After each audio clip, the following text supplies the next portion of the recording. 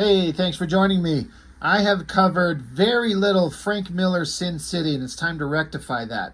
Um, the legacy of Frank Miller has been covered a billion different ways by a billion different other people, and the legacy of Sin City is pretty big, and it's time to get into some of these books. Uh, I've got all of the issues of Sin City that Frank Miller has ever done. I figured I'd just start with the Big Fat Kill. I don't know why. It's not the first one he did.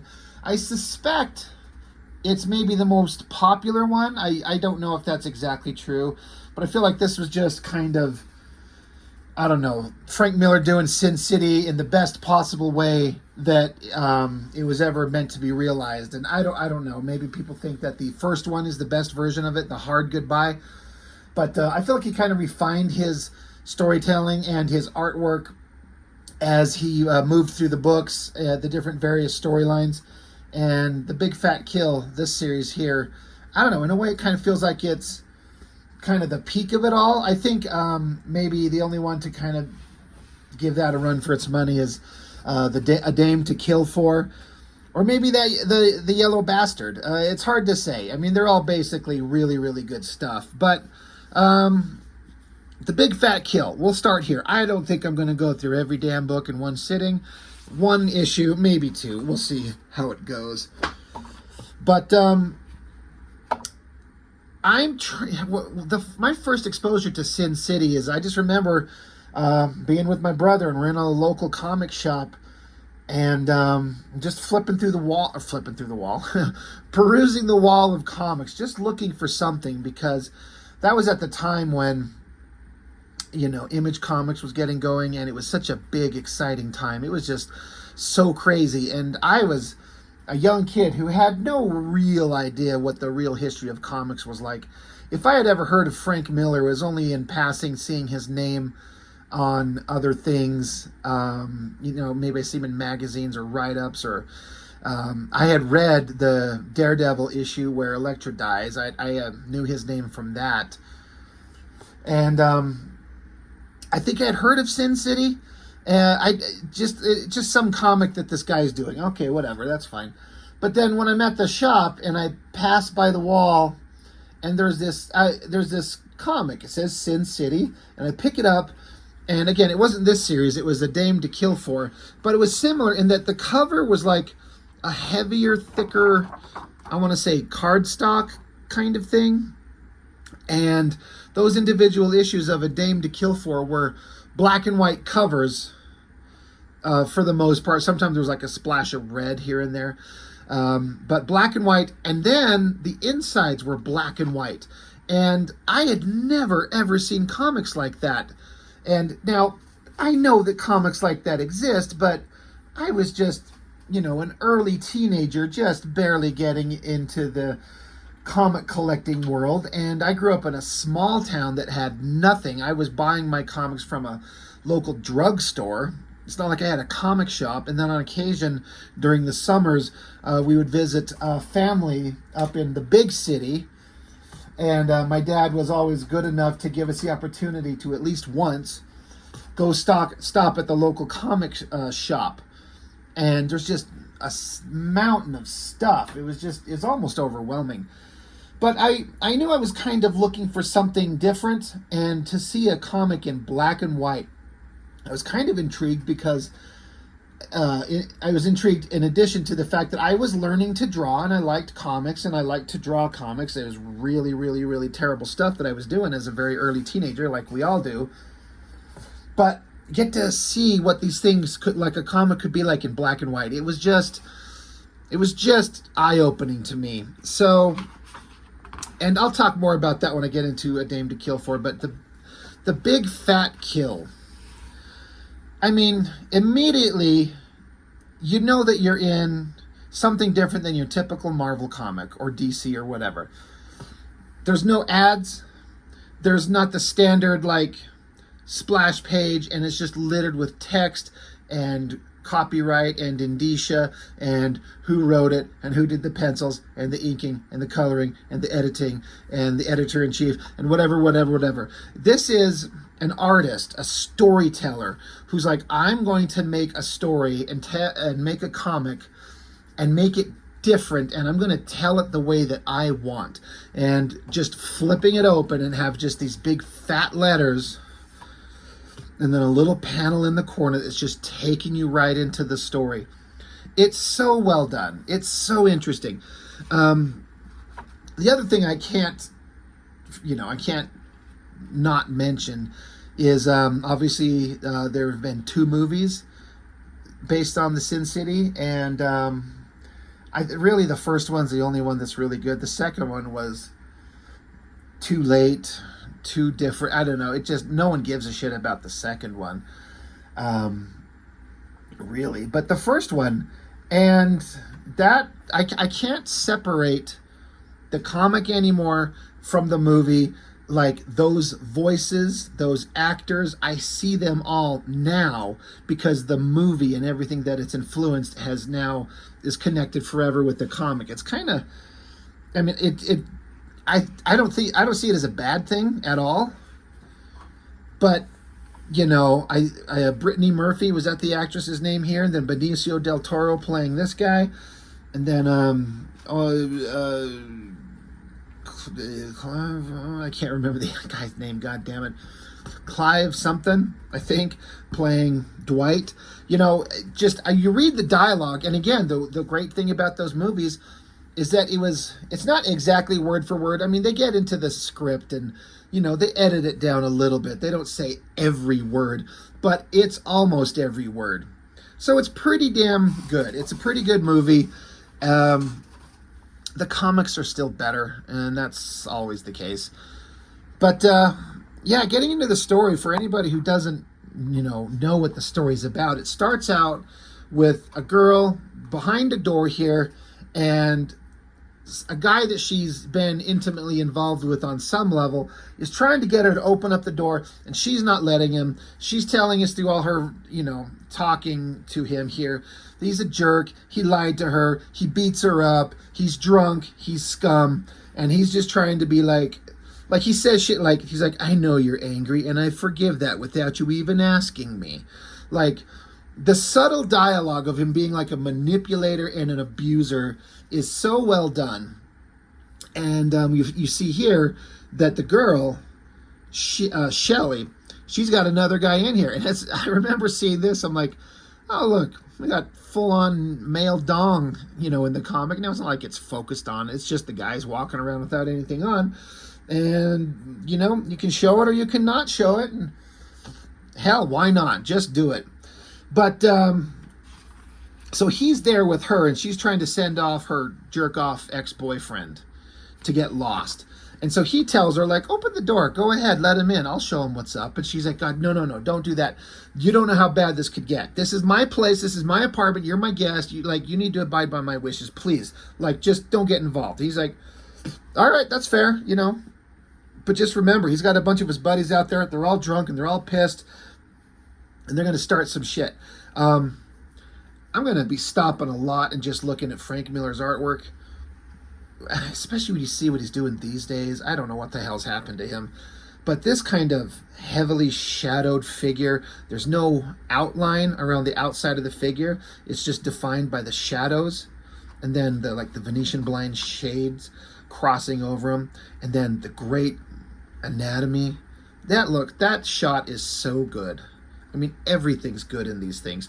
And he does things with extreme contrast, black and white stuff, where, he doesn't draw. Now, he's not always this way, but in the case of this one, your instinct would be to draw the line of the forehead and then where the other eye is and then the cheek and just start filling in those lines to make it more defined. But he just starts eliminating all that shit. The only thing defining the form is just the heavy shadows. And you got to be really good at what you're doing and know composition and storytelling to make that work. And a lot of people were trying to rip it off poorly, really, really poorly. But Frank Miller, he can be kind of controversial, but when you think about the stuff that he's known for, so Dark Knight Returns, one of the best comics ever made. Batman Year One of the best Batman stories ever made. 300, what great series with another great movie attached to it. Sin City, his run on Daredevil. Like, how many one guy, in the comics industry have so many amazing works, multiple Batman stories, multiple Daredevil stories, his own creator-owned stuff. The guy, he's a legend for a reason. And again, you can like him or hate him, but you can't deny his influence and his success. And I've always been a fan. This Sin City stuff just spoke to me.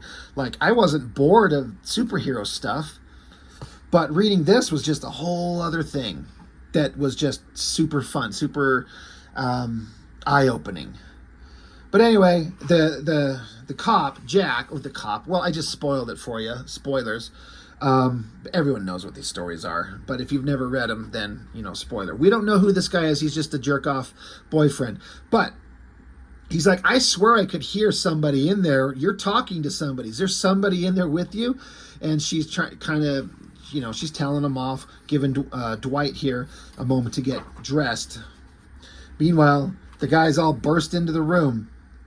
And of course, Frank Miller's, he always take the opportunity. He likes drawing the sexy babes in almost either a state of complete undress or partial. And, there she is in this nightgown. I mean, the girl, she's just been in this, nightgown thing. And, like, the weird abstracty shapes going on in the shadows and folds here. You can see what's going on, but that's not an easy thing to pull off. I really like it. But all these guys that are with her, with Jack, they're all a bunch of jerk-off, loser, mean guys. And they raid her fridge, are drinking their beers. Meanwhile, Dwight's in the other room, casually just strolling into the bathroom. And meanwhile, in the other room, Jack smacks Shelly, like clocks her right in the jaw, sends her flying. And so, again, now we see what kind of a guy he is. Like, we could already tell, but we're getting to really see. She's telling him off. And she's like, and Jack's like, hey, you're a waitress. You should call a bunch of your hot waitress girlfriends, and we should all get together. We should all go jump in the car. We're going to go have fun. So, she's spitting up blood. One of these other guys is trying to... He's just being a creep to her, and she takes a knife, and she's like, shut up and keep your hands to yourself, or I'll cut your little pecker off. Just like in the movie.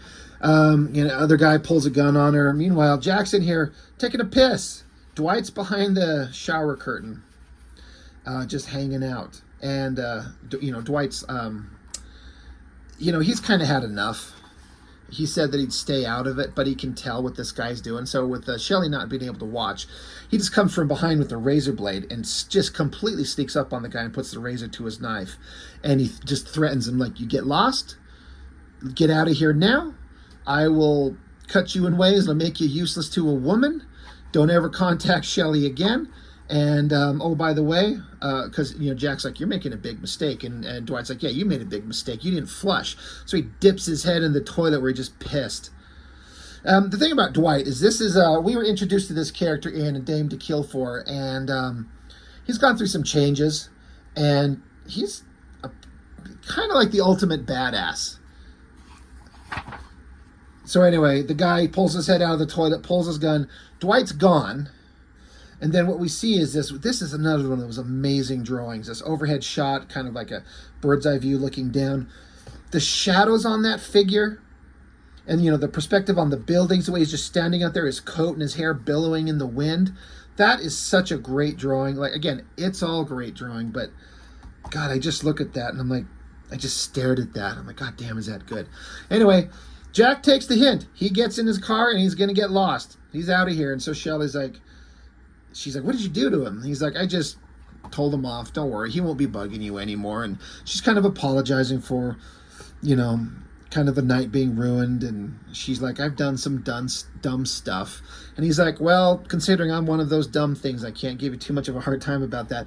But he's like, but these guys are still a menace. Like, they're pissed, they're drunk, and they're going to hurt somebody. So I gotta go keep an eye on them. And Shelly yells, wait, no, wait, stop.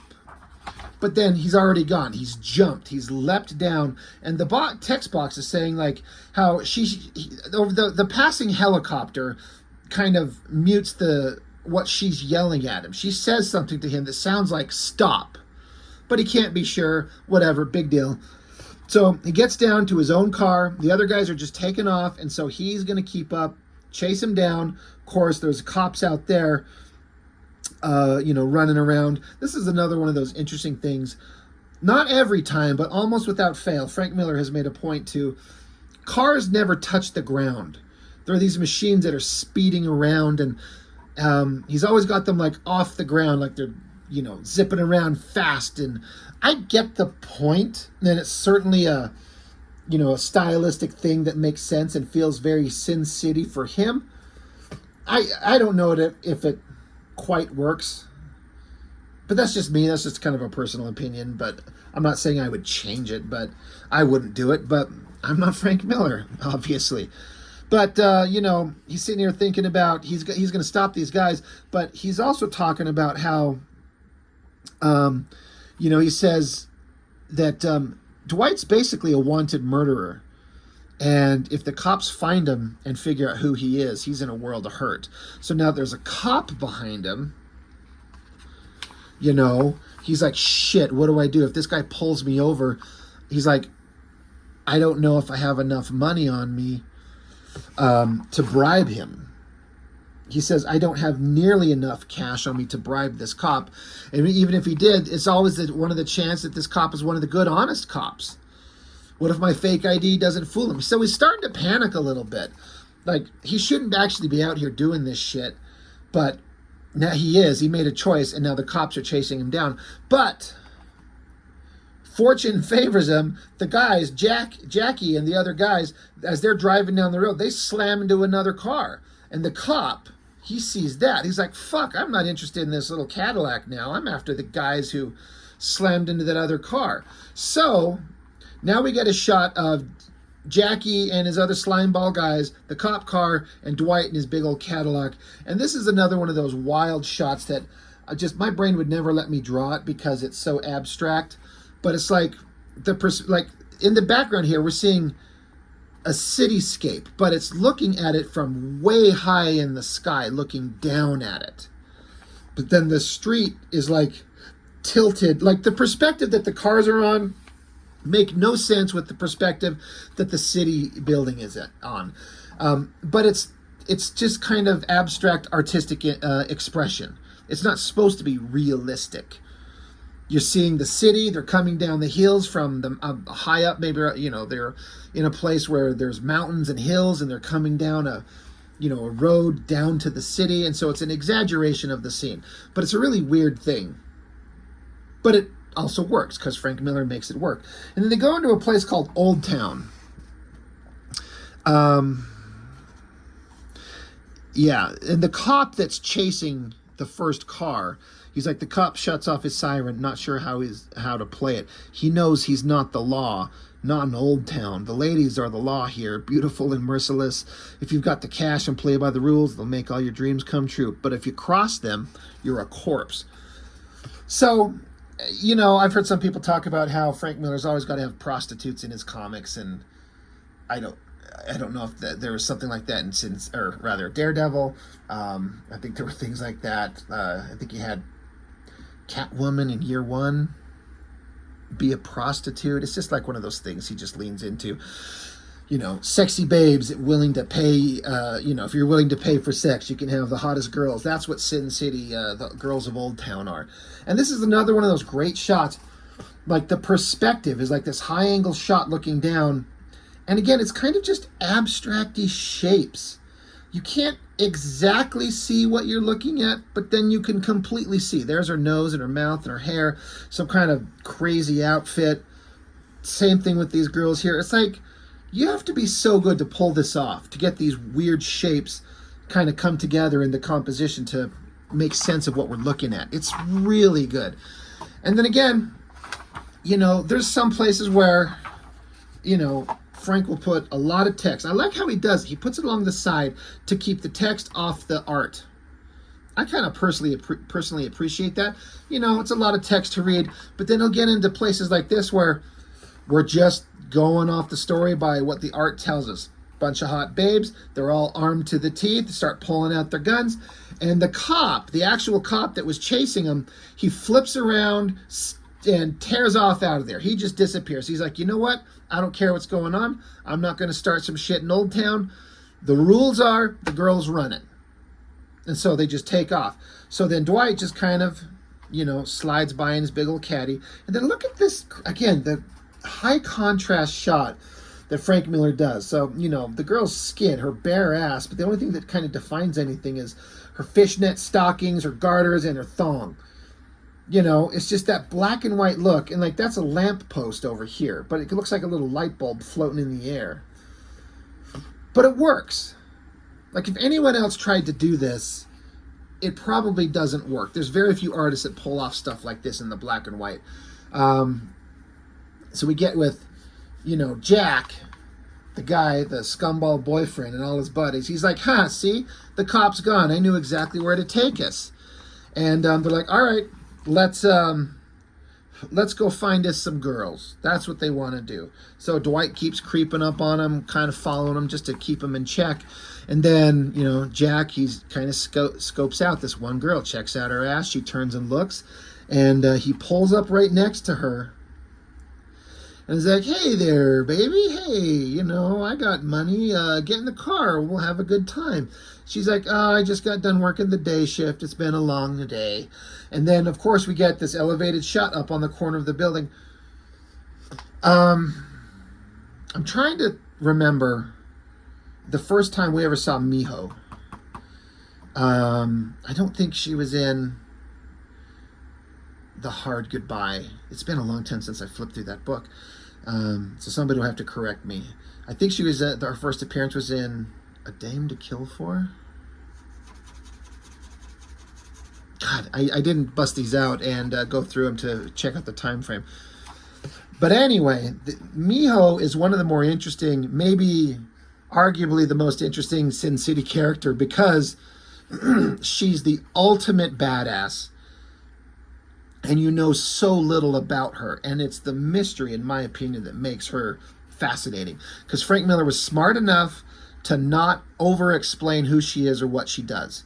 You just get to see a few little moments here and there of what she does, and you get these little hints of what she thinks, her thoughts, but without actually hearing her thoughts, but just through her actions, the looks on her face, what other people say about her. It's kind of like, you know, Elektra done really, really right without having editorial interference of someone else owning her. Anyway, you get a glimpse of Miho sitting up here at the top of the building, keeping an eye on the car. And then she gets up and she's walking along the edge of the building, completely comfortable, completely safe. Dwight got his guns drawn. And the dialogue that we're hearing is between the guys in the car and the hooker girl that they rolled up on. And she's like, I'm tired, and us girls got our preferences, and I don't do group jobs. She's like, yeah, all 5 of you dudes, or how many of them are there? Are there 4? 2, 5, right. She's like, I don't do group jobs. And the guy's like, just get in the car, baby. Just get in the car. We'll talk. And he's like, she says, sorry, I don't do talk jobs either. And so now the guy's like, girl, I've had a hell of a bad day. I've been beat up every time I turn around, but the day I get turned down by a hooker when I got good hard-earned cash to pay her with, well, there's only so much a man can take. So he's already kind of starting to justify himself into doing whatever he wants. Now, again, we're not stupid. We know what kind of a slimeball is, but he's just trying to be a manipulative dick. So this is one of I thought this line was really funny. It was in the movie, and I don't know if they get away with this now. But you know, Dwight's got his guns drawn. He's trying to, you know, he's there to protect. He's there to help out. But he's not stupid. He should know that the Old Town girls don't need help. But he's still trying to do the right thing. But the girl, you know, the guy is talking about how he's so mad that, like, I've had a shit day, but I got money to pay a hooker, and she's telling me no. fuck that. And she's like, settle down, darling. It ain't the end of the world now, is it? Go try the Alamo over to Dillon Street. Ask for Marcy. She'll set the bunch of you up. That's the Alamo, not the Amigo. The Amigo's a fag joint. And I was like, what the fuck? She's like, I just, make sure you go to this place. And so the guy's getting more and more pissed. He's like, you're having a good time doing me like this, aren't you? Humiliating me in front of my friends for no reason at all. So while Dwight is rolling up on him, hand with an Uzi pointed to his head, and the voice says, that's far enough. And she's like, we've been on these Peckerwoods since they first showed up with the cop behind them. Everything's under control. Sit back and enjoy the show. And so Dwight's inner monologue, he's like, there's no use arguing with her. The ladies are the law here, and they've got their own enforcers. He says, the poor slob, I almost feel sorry for him. Him and his whole rotten sack of losers. This is going to be ugly, and it's to be continued. So, again, not my first exposure to Sin City. That was A Dame to Kill For, so I think this is my second. And I was like, damn, I'm on board. This is interesting. I'm having a good time. So, it's interesting to note Frank Miller does story, art, and lettering. All the lettering is all Frank Miller doing everything. He's in control of it all. The only thing he doesn't do is Lynn Varley is doing the colors on the covers. And then he's got letters pages that are usually pretty entertaining. There was one moment in here that I remember when I read this, I was like, oh, I didn't know things were like that. But let's see. Yeah. Sorry. He says right here, Frank Miller says, in a response to a letter, it's not really important what the letter says, but what he's saying here, he says, I've made a pledge to you all that I'm not letting anybody else write or draw Sin City. I remember reading that and thinking like, well, that's kind of sad because this Sin City world seems really awesome, and it'd be kind of interesting to see what other people can do with it, like what other artists can do. But now, I that was teenage me reading that, kind of like, oh, that's a bummer. I'd like to know what other people can do with Sin City. But now I 100% get it. He says, I'm keeping that pledge. Too many of my colleagues are hiring other people to imitate their own style in order to turn out enough product to feed a Marvel-style perception of the market. I won't be part of that. Us artists have gotten our shot to prove what we can do. I won't be a part of squandering this opportunity. And that is not what I wanted to read to you, but that's a great point. He's like, this is my thing. I'm going to write it. I'm going to draw it. I'm going to tell things the way I want to. This is important to me, and no one else is going to do it. But then he says, and while I'm on this particular subject, let me toss a few marks in the direction of MESSRS. It looks like it's kind of faded out. I don't know what that's supposed to mean. But he says, let me send a few remarks in the direction of Jim Lee, Tim Sale, and Mike Netzer. I don't know who Mike Netzer is, but I definitely know who Jim Lee and Tim Sale are because I've been following Jim Lee for years. And Tim Sale, my introduction to him was on the follow-up to Sin City following Jim Lee. And, Jesus, okay, let me start over. Tim Sale was following Jim Lee on Death Blow. And Death Blow was Jim Lee doing a Sin City-like art style and writing style, and then he only stayed for like 2.5 issues, and then they handed off to Tim Sale, which was a very heavily shadowed, very Sin City-like vibe. And I've said before, Jim Lee's work on Death Blow artistically is one of my favorite versions of him that he's never ever done again besides those few pages. And I think it's really sad. It's him just inking with a brush, inking himself. I thought that stuff looked so good, even though the story in Death Blow was just it's so uninteresting. Sin City's miles and miles ahead of anything they ever did in Death Blow. Not even close. But I love Jim Lee's artwork.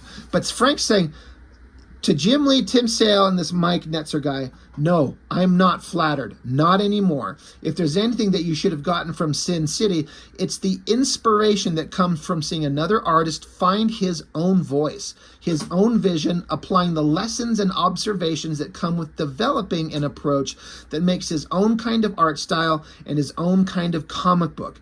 Isn't that what we've been fighting for all these years? Knock it off. You're only embarrassing yourselves. So I remember thinking, like, I love Jim Lee's artwork on Deathblow, and Frank Miller saying, you guys are embarrassing yourself. I'm not flattered. It's embarrassing. It's stupid, and stop.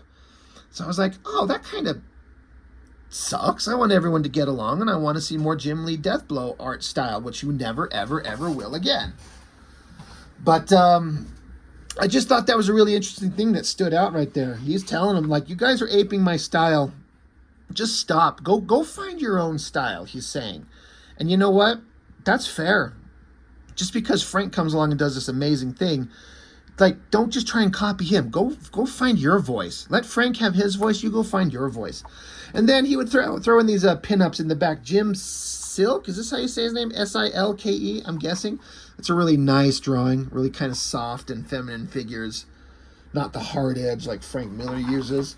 And then Paul Chadwick doing Nancy. And, you know, young teenage me was like, oh, I like titties in comics, and I like black and white artwork. And so it was a big inspiration for me artistically. Still is. The ability to make good readable comics and imagery and compositions in just the black and white, and just eliminating color. It's a big deal. It's hard to do. So that's long enough, you know, for the first issue of Sin City, The Big Fat Kill. We'll definitely get through the rest of them, and we'll do the Dame to Killed For. We'll do the Yellow Bastard. We'll do the Hell and Back, which was like 12 issues, and that one, there were some things in that, like, I love it. I think it's really good, but there's some weird shit in that I just did not understand. But it's all good stuff. It's all really good stuff. And, you know, it's a body of work that I guess Frank's done with. I've heard him rumblings that he's going to do more Sin City, but I'm hearing that for years. I just kind of wish that they would. But I don't think we'll ever see any more Frank Miller Sin City. And he's getting old. You see pictures of Frank, and he looks old and sickly and fragile. And I'm just like, oh, I mean, the poor guy, you know, our time comes. Death comes for us all, right? None of us can escape it. None of us can get away.